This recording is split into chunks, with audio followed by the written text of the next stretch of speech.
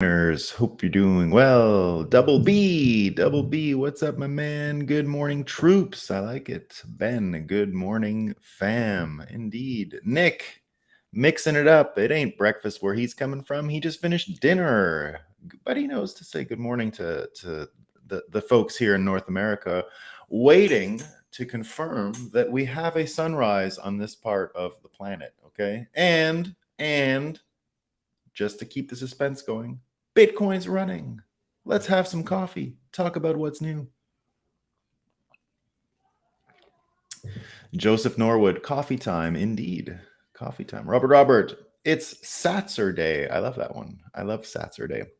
All right, let's get right into the fakest news I can find. What is the brainwashing emissions letting us know today? What are the brainwashing emissions emitting today? Well, it turns out that the paper straws, all these paper straws, right? They contain toxic forever chemicals, which could be worse than plastic, right? Says a study. Experts say if you eat paper, you're going to die.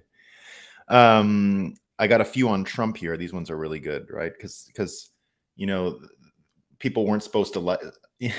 It's one of the most amazing things. I've come up with this new theory that there is a portion of the population that is incapable of predicting, or even looks like they don't bother predicting what could happen. This whole mugshot of the president thing, it looks like people are sort of like surprised that some people thought it was cool.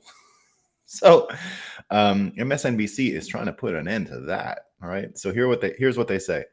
What a consolation. Trump may get locked up, but at least he can sell some t-shirts. And they go on to say, Trump lovers are spinning his mugshot as a positive. Don't buy it. It's all spin, guys. It's spin. And there's some really, really great ones here that came from MSNBC about the Trump mugshot, right? Unrepentant Trump participates in a fundraiser for January 6 defendants. First, Donald Trump participated in a fundraiser for January 6 defendants. Then he did it again, despite his own indictments, guys. Despite his indictments, he's still fighting. As Steve Bannon writes, the word unrepentant keeps coming to mind. He's unrepentant. This one's pretty good, because of course people have questions about Joe and Hunter, and everyone's wondering what are the millions. And remember what we said before, right? Well, what's the product? The Trump's had products, right? But MSNBC don't care, right?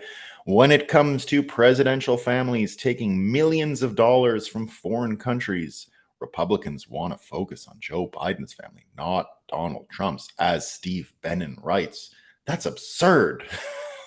It's absurd. The details that make up Trump's rhetoric about Biden's family, so brazen. They say Trump is the brazen one, guys. He's the brazen one. It gets better. If Trump is the nominee, it would create a political dynamic that the U.S. has not seen in more than 130 years. The meme that still holds true about Trump's maddening, lasting power. Some pretty good stuff out there, guys. Pretty good stuff today. Who could have predicted? Who could have predicted this? Now, I do want to take... I have one more Moscow time, but it's part of our theme today. So we'll have to wait and sort of set it up. But what I do want to say and bring it up first, because I saw, and it's what we talked about yesterday, that I predicted the African American vote would respond very favorably to what happened to Trump 2 days ago with the mugshot. Now, there are several African American conservatives that I respect greatly because of the way they criticize the Republican Party, right? Basically there to tell the Republicans, we're no Democrats, but you guys are out of your minds. So I've always followed these people. One of them is named Sunny Johnson. And she was responding here to Dinesh D'Souza, right? So Dinesh D'Souza said the following. He says, in the urban Black community, the mugshot can be an iconic symbol, both of victimization and of greatness. It's a defiant up yours to the man. Think Tupac Shakur. Trump is now the ultimate gangsta in our culture. So there were people who took, issue with this, saying, here's Jeff Charles, right, who's also great. So let me get this straight. Since Trump has been arrested and has a mugshot, this means black folks can relate to him now. That's the message y'all want to send, right? Just one more second.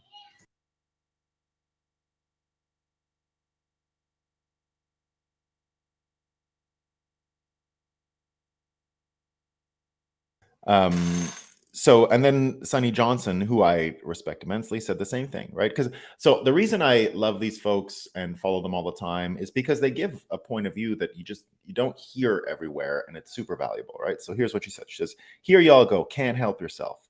This is the reason black people don't mess with y'all in the first place. Stop it," right? And this is the same Dinesh D'Souza thing, saying, "Oh, they love, the mugshot is going to help."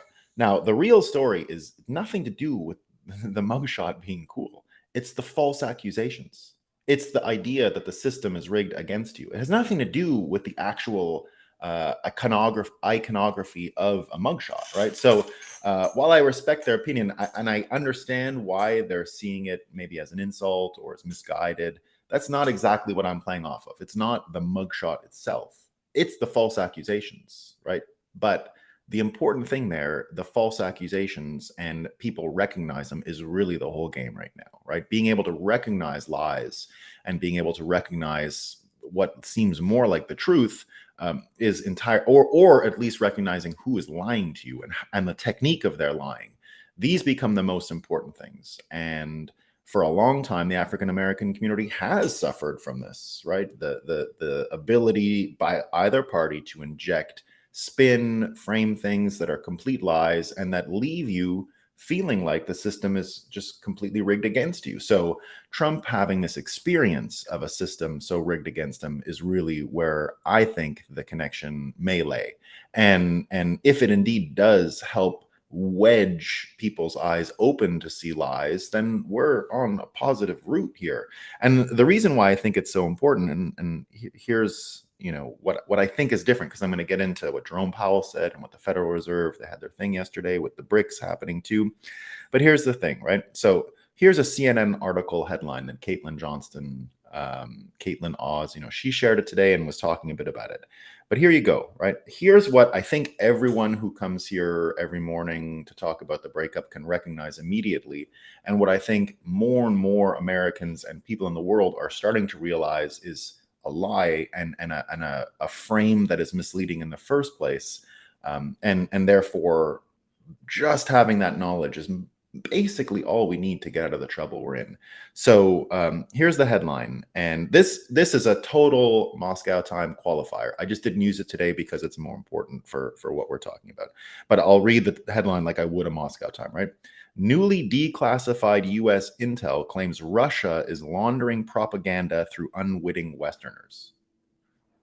All right. That's something that was injected into our news. Now, we understand the technique now. We know how the machine runs.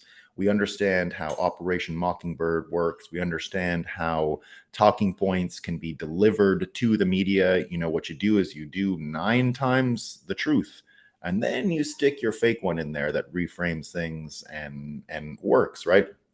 It's what we were talking about yesterday when we were talking about what spies actually are, right? Saifedean saying, you think they're James Bond. They're actually just fat losers trying to talk to media people and spin what media people are saying, right? Now, I'm not trying to fat shame anyone, right? It's just to contrast the way Saifedean said it. It's not James Bond. It's something else, right? Not nearly as cool as you thought it was. And so this capacity that we're all learning every day and getting better at to detect lies and what's spin and what isn't, is, I think, fundamental going forward. And, it can be applied to everything, right? It can be applied to the Taiwan situation. There's all kinds. It looks like people understand and have seen polling and understand Vivek's actual potential now, because you see the coordinated effort to tar him with something, right?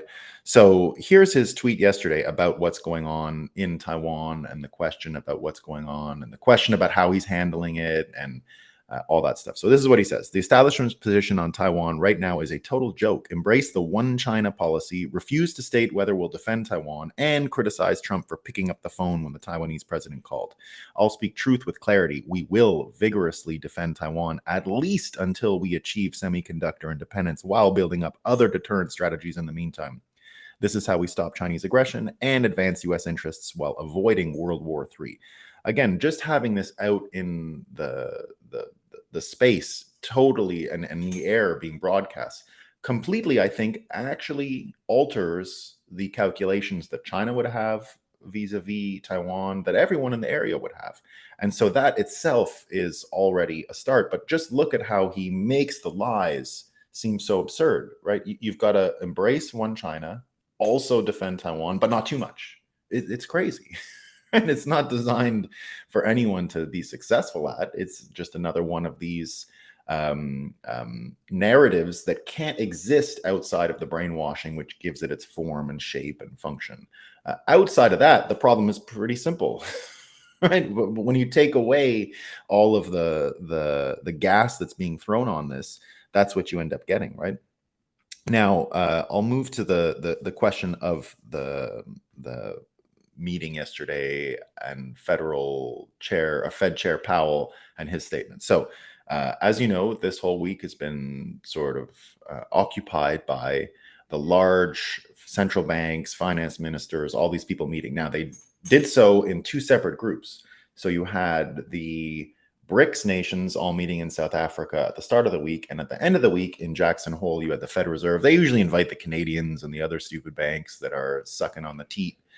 So they'll come down. I know Mark Carney, the biggest financial loser in the history of the world, has been invited before, and they ponder the Tetons and they sit out and they talk about, now the big thing was, is 3% the new number or is it 2? Nobody knows. Will you wait till the new episode drops to find out the answer to the great mystery and the tension of the Federal Reserve?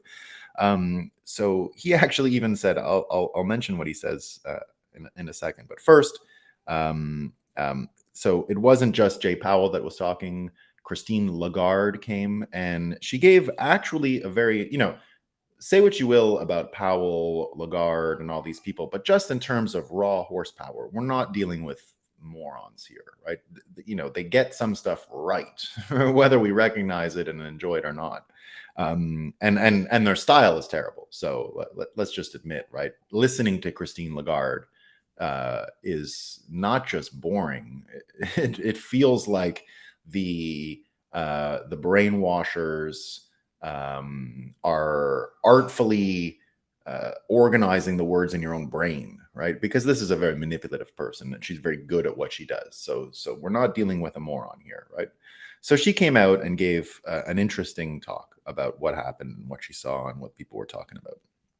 And her talking points were, and this is what she wanted the media to reverberate and broadcast and amplify. So she came out and said, the three major changes that are shifting our world today, right? Now, the reason I'm saying this is because they're accurate, but she's missing one. She's missing the fourth, right? So she says the first one is a complete change in the labor market. True, right? We're seeing labor and how it's organized, what scale, totally changing. The skills needed changing, all of it is changing, okay? So she's correct about that. I wouldn't disagree with a bit of it. Then she says the second one is the complete change in the energy future, right? What she's really saying is, I'll mix words for her and read her mind a bit, but this is what I'm thinking she is saying, right? That Europeans were very stupid and energy illiterate, and they made a ton of mistakes, and now they've got to clean it up. So the energy future is completely changed, right? And finally, she says there is a complete shift in how geopolitical forces organize our economies, right? So I think what she's saying is all true, right? Politics are different, energy understanding is different, and labor market is different, right? So how we work, what we work on, the skills we need different, the energy we use to work different, and then finally the political systems that orchestrate this stuff different, changing. So these are three major things. She's missing one. She's missing one, right? So I agree entirely with what she's saying. She's missing one, and that's what we just talked about. People, if you put all of these things together, energy, labor forces, and geopolitical organizing forces. The other one that's missing is media literacy. That has changed, not just a little bit, a lot. It's changed so much that I do think you're going to have a real fight between people who are energy literate, people who are financially literate, people who are geopolitically literate, and most of all, people who are literate in terms of how the media manipulates people, how the lying actually works. That is now through the roof. And she didn't mention that force here, right? Our ability to read the media is getting better and better. Now, it's not a majority of people, not even close, right? We're still like, we're in the top 1% of 1% of people who are aware of what's going on in the world. 99% of Americans do not even know who Jerome Powell is. Forget about Christine Lagarde, right? So, we're not talking about huge numbers here, right? We're not talking about that at all. Just one second again.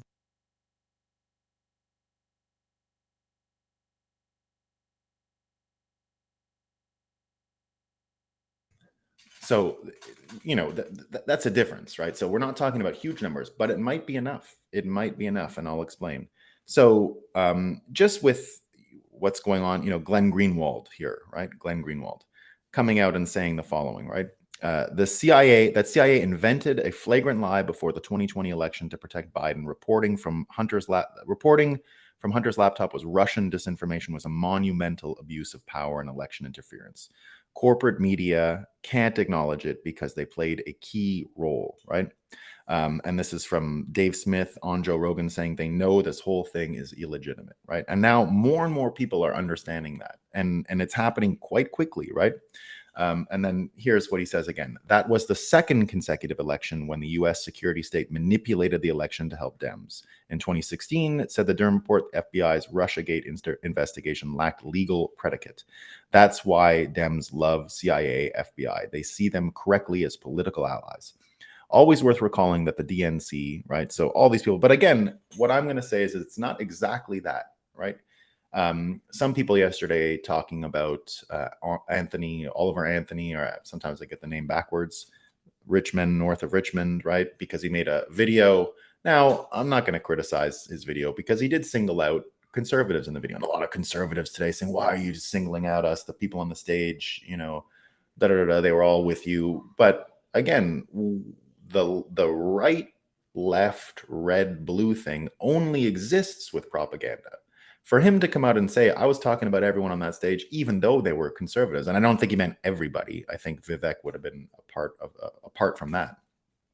But he came out and said, basically, I don't care about left and right? And again, that is the realignment we're seeing. And that's the realignment Bitcoiners are here for. So because Oliver Anthony isn't joining the conservative movement or anything, doesn't mean he's a shit lib either. Right? It just means they're reorganizing. And I think we're all perceiving that reorganization, right? And it's an important one. So if we think in terms of the reorganization, if we think in terms of the major thing that's happening here is people are understanding how the lying works, and how it's manipulated, right? And that's the one big force that Lagarde wasn't talking about here. Now, add that to what Jerome Powell said yesterday. I don't know, did anyone catch Jerome Powell's thing? I'll give you a breakdown, right? So, more or less, he said we might hike a little bit more. We're not sure about the 2 or 3. We might even become a 3%, right? But again, I'm with the 4.2, right? I want a 4.20, a 420 inflation target. I think that's better, right? That's just me, right? But they're saying now 3 is the best, okay? But here was the amazing line that he gave. And this is, again, you know how much I love the simulation, the winking, the funny coincidences that keep happening all the time. So what Jerome Powell comes out and says is, as is often the case, right? He says, we are navigating by the stars under the cloudy skies, right? And when I think of navigating the stars under the cloudy skies, I also think you're kind of lost at sea. That's what happens, right? You get lost at sea. Sven, what's his name? Sven Henrik saying the same thing, right? We are navigating by the stars under cloudy skies, and he says the Fed is lost at sea. Lawrence Leopard saying the same thing, right? We are navigating by the stars under cloudy skies. Translation, we don't have a fucking clue what we are doing, and you are all screwed as we mess this up again, right? Oh, Tommy with a 6.9. You want a 69, 6.9 inflation or bust? Yeah, that's a good one. Or bust. Or bust your nut. 69 inflation or bust your nut. Pardon the rudeness, everyone. It's Saturday morning. We're having a little fun. So Jerome Powell comes out and says that, right? He says that, we're lost at sea. We're lost at sea.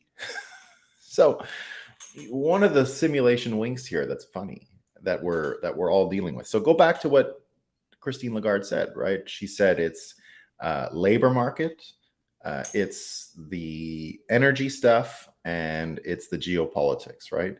Well, when you go out and say we're lost at sea, what is one of the things that Bitcoiners have been saying conspiratorially, right? We don't have proof, but a lot of people believe it, that the entire birth certificate system is a little bit like KYC in a sense, that we're just born into this KYC system. Because indeed, what everyone at the Fed Reserve was talking about, the one thing no one wanted to deal with was the actual ability to service the debt, right? Because the debt, as we know, is all based off of collateralizing your birth certificate in order to justify the loans the US government takes from the Federal Reserve. Right? Did you know that? Right. So the reason why, and it works this way, there's no way around it, right? The math is this simple. They take your birth certificate and your future earnings and they collateralize it, right? It's a secured loan based on your future contributions as a taxpayer. So whether Bitcoiners say it's a conspiracy theory or not, it doesn't really matter. It's real, right? That is the actual mechanics of how our economic system works. It is, not a belief. It is a fact, as Huru says. It is a fact. Now, what I mean to say is, it doesn't mean the people who set it up wanted and recognized it as slavery from day one. I don't know if that's true. It could be, right? I'm not saying no, right? But we don't know, right? Now, a lot happened when they instituted it, right? A lot happened when they instituted it in the teens, in the 19 teens. So it could be. I wouldn't be surprised, right? I wouldn't be like, oh, they found a way to use secure collateralization debt as a form of slavery, right? If that ends up being the way we interpret history, I won't be surprised. I even think the preponderance of that being the real historic narrative of the era we lived in might be true, right? It might actually be the way we organize our history books and think of these things. So I do believe that that's possible. So, but what's funny is for Jerome Powell to now say that systemically we're lost at sea. Even the Fed is now lost at sea. So, and then the way it works as well, right? In case you didn't know, right? There is a connection here by the lost at sea thing, because within the whole being able to open up an account in your name and take out debts in your name using the birth certificate system, the story goes that we are treated like property lost at sea. Right, so that's how it's done, without consent and all that stuff. You're lost. You're born, but actually you're lost at sea because you're a package, and then the package itself can be collateralized, and that's why you don't necessarily have birth certificate, as Huru says, birth certificate. Yes, birth as in birth in a boat, right? Whoa, this guy's saying here, protect El Salvador and Bitcoin Beach from the Maui attackers. Yeah, well, we won't get there yet. Current C, yeah. So what I thought was just a simulation wink is you had the Fed Reserve saying, more or less, they're also lost at sea. So it's a race. It is now literally a race to the shore. And I believe that's the way I've seen it. The only thing I've ever worried about with Bitcoin in my life, the only thing I've ever worried about us being able to do that is if Bitcoin breaks, and we can't actually do it because it's not ready, and we haven't processed it enough, and all that stuff, right? So now I don't stay up at night worrying about that, but this ability to race to the shore is now clear, right? We are racing against that system and against the other lost people at sea in order to get to the shore first, to actually start rewriting the historical narrative around these things, like finding out and framing what happened in World War I better. Because the truth is, Americans still don't understand what happened in World War I. No one in the world really understands World War I. We focus so much on World War II, but World War I is really where the shit happened, in the sense that it was about countries that had gold-backed economies versus this new fiat monster thing. So it really was a war about that. We were able to perpetuate a war economically to infinity, and the Germans weren't. That's why they sued for peace so many times in World War I, because they're running out of gold, right? So was the Hungarians, so are the Austrians. To this day, if you go back to Budapest and you find out why it's so beautiful, you'll realize this is what living on a gold standard looks like. It's gorgeous, right? But we forced them to sell it all and fund their war, which they lost. And because you couldn't fight against the paper money, it's paper, and there's no way you could lose that one. So I thought it was hilarious and amazing that Powell said they were lost at sea yesterday, and basically were doing their best. And now that you realize that all Americans are kind of lost at sea, and indeed it is a race to the shore. It is a race to get to the shore of America. And how do you do it, right? So what Lagarde said is the missing piece, right? Or what I said is the missing piece from what Lagarde said, which is the ability to navigate the news, the ability to know lying from, or at least the signs of lying. That is the big skill that is not recognized here. And that's the big skill that Bitcoiners continue to have and can continue to propagate. And when we do think of that, what is the course back to the shore? Navigating like under the starry sky, the stars, but it's cloudy. That stupid thing he said, that they're lost at sea. Bitcoiners, and it's what I've thought of many times, is a compass, right? We think of it as a compass. It's a wayfinder. It is a directional device. It's a measuring device. It's all of these things, right? It is an instrument of measurement. It is an instrument to gauge what's happening. And I continue to think that that is the actual compass we can use to get back on shore and to win the race to the shore against the also lost at sea Lagardes and all these people. So that's what I thought about what happened yesterday, and that I think is what makes the most sense. Now, he went out and said, Powell, he was we'll keep at it until the job is done and all this kind of stuff, right? But what job is done? Like who if this continues, the situation America finds it in, with and just again, look at yesterday, right? We had that contrast of both Elon Musk targeted and Trump targeted, right? On the same day targeted. And May Musk, Elon's mom, was responding to people, why do people hate Elon? Why is it so hard? Why are people attacking him, right? He's doing so much to make a difference. And this is what May Musk said.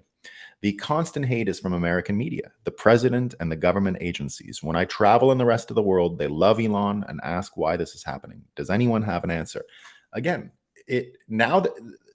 I think, honestly, that you had Biden, because he's got the dementia and is not at home, you actually do have a bunch of mentally handicapped people running around and not being able to do anything that makes sense. If Biden was still in his wits, I think he would have said, put a couple days between the Elon Musk and Trump thing, like just an air gap.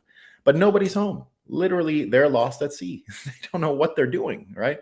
So they did it both on the same day. And I think this is just one of those instances where it becomes impossible not to see that the thing is corrupted. It's impossible. These were political indictments against political enemies. The one for Elon makes no sense, right?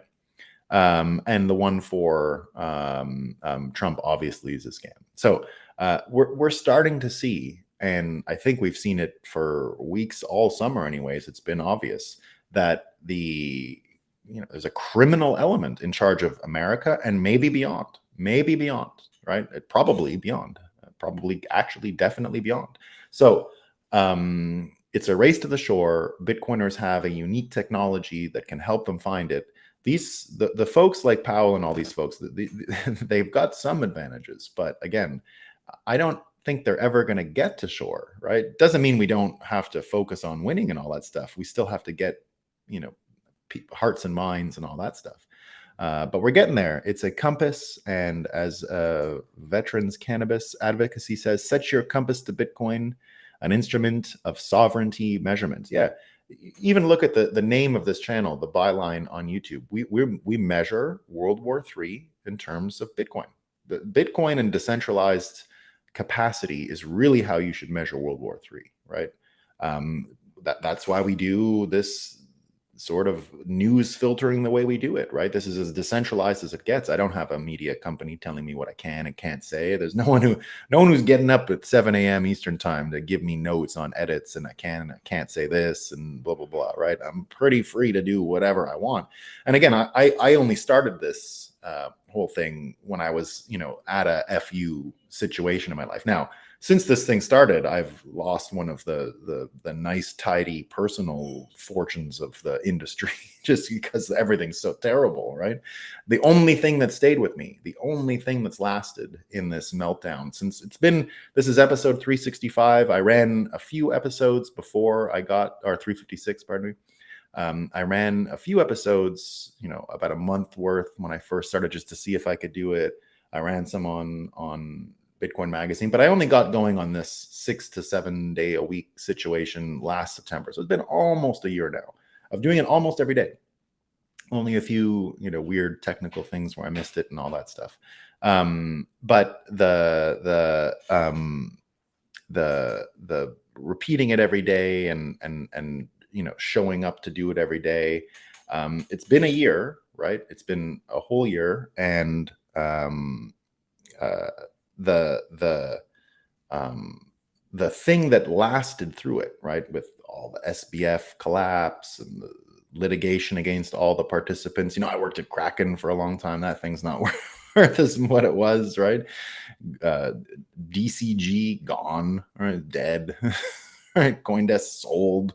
So for me, even personally, right, all that's persisted in this year is the Bitcoin. That's it. Nothing else made it. Nothing else lasted. The whole world continues to change that quickly, and I continue to be in a position where I can do this every day, and there'll be more people like me. There'll be more and more people who understand how propaganda is built, formed, and can share it because we're in this position, and Bitcoin has allowed us to do that, right?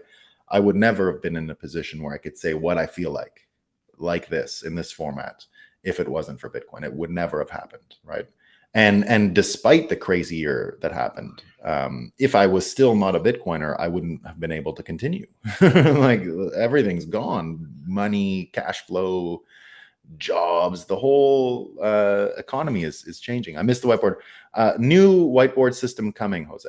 New whiteboard system coming. I'm going to be putting a table back here, and I'm going to be bringing I got another monitor here, and I'm going to put the monitor there, and then I'm going to be able to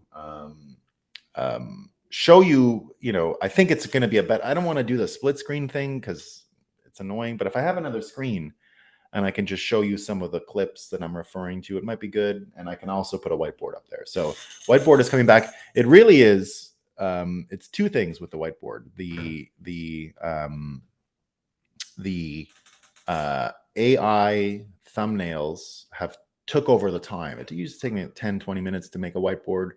It does take me about 10 minutes to get a good image out of ChatGPT. So it took over that time. And I need the thumbnails. They help the videos perform better. And I tried using whiteboards for thumbnails for a long time. It never stuck. It never caught on. It didn't get me any numbers.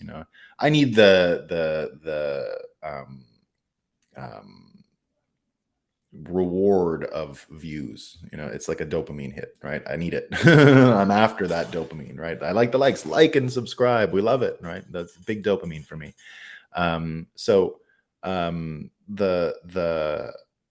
The AI images became, they help the videos get more reach, right? Because of course I want more reach, right? The whole ability of us to change things does reach factors, right? It's both what we say and how much reach we have, right? So we need the reach. So that's why the thumbnails have been good. But if I can do the thing here on the board, I can probably generate the whiteboard with an Apple Pen on a white screen, and that'll make it easier. I can move quicker with a whiteboard than the markers anyway for drawing. So, Jose, they're going to be back. Maybe we are probably going to take a little bit of a break when I go to Europe in October, just because I'm pretty used to the system not working well when I travel. I'll do some, it just won't be all. And at that time, I'll probably mark season 3 change, right? I'll turn it into season 3 of the Breakup. And season 3 will be a little different. So season 3 coming up, everyone. We're doing our 3rd season of the show, right? There we go. All right, let's get to some of these quotes, and then we're going to end a little early. Can you cancel your social security number? Yeah, there is a technique out there. I don't understand it well, but you can find the technique out there. And there is apparently other passports that exist that I've seen. I've even seen people with them, so they are real. There is a separate passport you can get from your state Secretary of State, and those are for people who are sovereign citizens, they say, and they do not have an SSN. They found themselves at sea. There is such a thing, guys. As crazy as it sounds. Yes, Bitcoin has turned me bloomer from doomer. There we go. We love it. Still, we must stay vigilant. We're gonna win, though. We must. Okay, this is about Maui again. On the Maui, never attribute to malice what can be explained by incompetence. That's where I am at with Maui. Again, with the directed energy weapon stuff, it's like you could have done it with matches. Why would you do? How would you divulge your secret weapon? That's just my feeling. Like, it just doesn't make sense. Like, I'm sure there are secret weapons, but why would you use it in Maui? Like you could have got the result with matches. So why? Gasoline and matches would have done it, right? So why would you shoot from space when you can just buy a plane ticket and get matches and gasoline? Now, I do not know, and I have no proof. I was not in Maui, and I don't know what happened, right? The video looks fake as shit, right? That thing looks stupid. Like, I could have made that. So to me, it's what happened after that is the story. It's the incompetence that happened after. So, and then now it's the hiding of the truth. And it's the same, like, you even think about this story it's not the same, because in Maui we're dealing with children, humans, very sad. But another, I used to live in the Rockaways in New York City. It's like a surf beach, right, in New York City. Believe it or not, New York City has a surf beach. And I used to boat into Wall Street. There's a pier, the Wall Street Pier, and you can boat, so you avoid traffic. You boat into New York. It was the best. I loved it. And on that boat and in that town of Rockaway, there's a beautiful beach. I used to swim all the time in the ocean, but they're up to like 7 or 8 whales there was 0 whales when I lived there. Whale after whale coming on shore. It's probably the windmills, right? But they don't want to talk about it. And it's the same with the children in Maui. They're just going to forget it. It's just not even in the news. You don't even hear about it. Like, it's not happening, right? They still haven't said the number of children. They still haven't said the amount of people. So it's that to me is the story. Directed energy to me feels like I have no proof. It just feels like one of these fake stories you put in the news to take attention away from the actual tragedy, which is all the children. But I don't know. I'm 100% speculating here. It's 100% speculation. Hit the like, fam. We love it, Nick. We love it. Good morning, corners. We love it. Appreciate your constant diligence. Thanks, Ranmore. We appreciate it. Good morning, all. Hit the like. We love it, Joseph. Season 3 confirmed. We got a blockchain passport. Interesting idea. Yeah, it could come out. Could come out. Yeah, in a hyper Bitcoin, there won't be passports anymore. Yeah, this passport thing's a scam and it's stupid. When I was a kid, people ask, what are we going to do? What do you mean, what are we going to do? Like, until bin Laden, I traveled to the United States from Canada all the time. There was no such thing as passports to go from Vermont to Quebec. The idea was absurd. We didn't even have ID. Like when I would cross the border as a kid to go skiing in Vermont, sometimes we'd ski in the Canadian side, sometimes we'd ski. But I grew up right where you see my farm in Vermont. It's just on the other side because I can't pay taxes to this psycho country, Canada. So, and I won't. I refuse until it's gone. I'm not paying anything. Until it separates, I'm not giving them $1. Nothing. They get zero. I don't even get my gas in this shithole. I refuse. I love it here. I love the people. I never want to leave. But if there's any COVID anything, I'm gone again. Like, and I can't. It's not safe for me to make my life in Canada. It's not safe, right? It's not safe. Like what I do here is illegal in Canada. I'm not allowed to do it, right? So that's why I stay there. And the border when I was a kid was nothing. Just cross. What are you doing, kids? Going skiing. You have enough money to get home? Yeah. What are you gonna do for lunch? Like that was the kind of shit they used to ask you. That was it, and then you'd go, right? So that's what happened. David Strait for U.S. state citizen info if you want, or just buy and hodl. Yeah. U.S. state citizen. So one of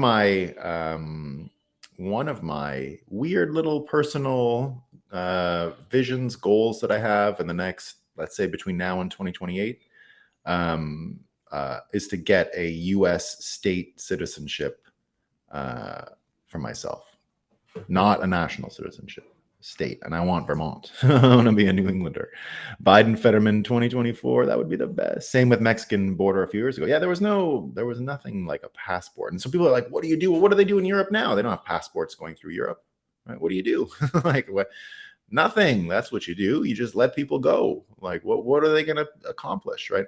My political goal for the United States and Canada, like say, say Bitcoiners have a huge influence with, RFK wins or Vivek wins, and we end up having influence. The favor I would ask for, right, is the border on the US side anyway, just to be unmanned. Nothing, no more border with the Canadian border. It's a waste of money. Every person who works there, useless. All of them, just get rid of it. What's going to happen? America already has control of the ports of entry into Canada.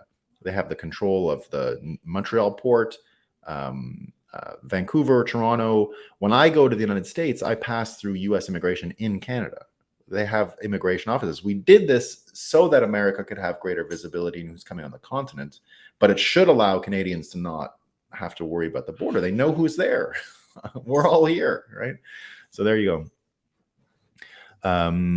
I remember crossing the border on my hockey team bus. The border guard would come in the bus and ask if we're all Canadians, say, good luck. Yeah, that's exactly, it was always that. Yeah, good luck, kids, have fun. Are you all Canadian? That was only, exactly, is everyone here Canadian? If there was one American, they had to treat it differently because they had their own passport. I did have an American, we had a lot of American friends growing up, so they didn't have a passport, so they'd have to say, I'm American. They want to know if someone else isn't, and that's about it, right? Majority are elderly, so reported. Yeah.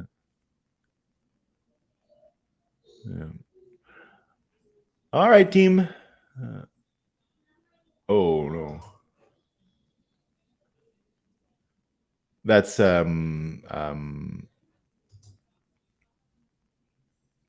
Okay, so we're talking about the number, yeah, but it's not the final number, and there's way more in that number. Didn't they drop a random? Yeah. It's going to be a trickle. It's going to be a trickle. Yeah. It's not to inform you. They're not giving you the death count to inform you, right? They're giving it to obfuscate, bleed it out into the media. That's what I see. I mean, I could be wrong.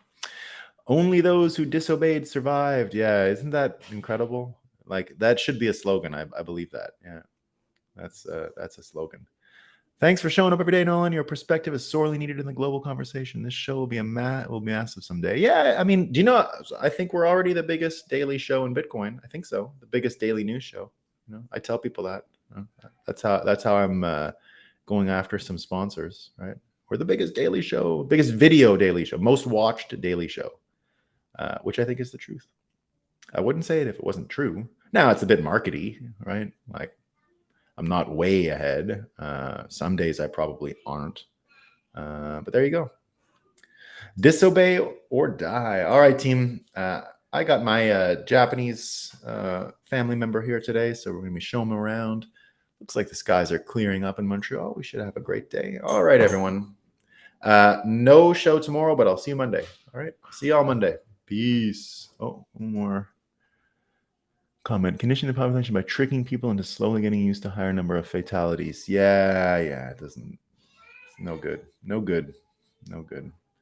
Have a good day, everyone. All right.